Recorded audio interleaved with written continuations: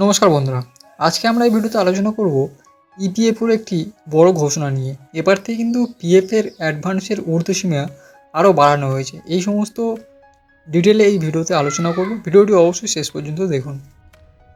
Video শুরু আগে বলে দিই, এই সমস্ত ইনফরমেশন আমি বিভিন্ন মিডিয়া এবং নিউজ আউটলেট থেকে সংগ্রহ করেছি। তো যে কোনো সিদ্ধান্ত নেওয়ার আগে নিজে একবার রিসার্চ করে নেবেন। চলুন শুরু করি।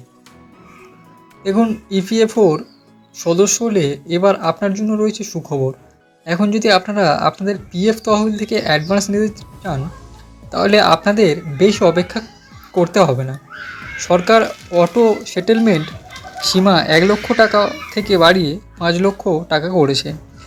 এই বিষয়ে জানিয়েছেন খোদ কেন্দ্রীয় শ্রমমন্ত্রী ও কর্মসংস্থান মন্ত্রী মনসুখ মান্ডব্য।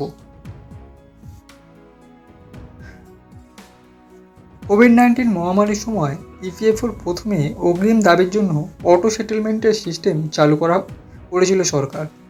মানুষ যাতে যত দ্রুত সম্ভব তাদের তহবিল পেতে পারেন, সেই কারণে এই নিয়ম করা হয়েছিল।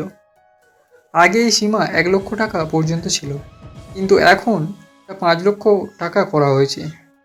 এটি তাদের জন্য অনেক সুবিধাজনক হবে যাদের হঠাৎ জরুরি অবস্থার টাকার প্রয়োজন। এই খবর প্রকাশ পাওয়ার সঙ্গে সঙ্গেই সোশ্যাল মিডিয়ায় প্ল্যাটফর্ম এক্সে লোকজন ইপিএফওর প্রশংসা করছে। একজন ব্যবহারকারী লিখেছেন, ইপিএফওর দুর্দান্ত পদক্ষেপ। যাদের জরুরিভাবে অর্থের প্রয়োজন তাদের জন্য 5 লক্ষ টাকা পর্যন্ত অটো সেটেলমেন্ট একটি বড় স্বস্তি।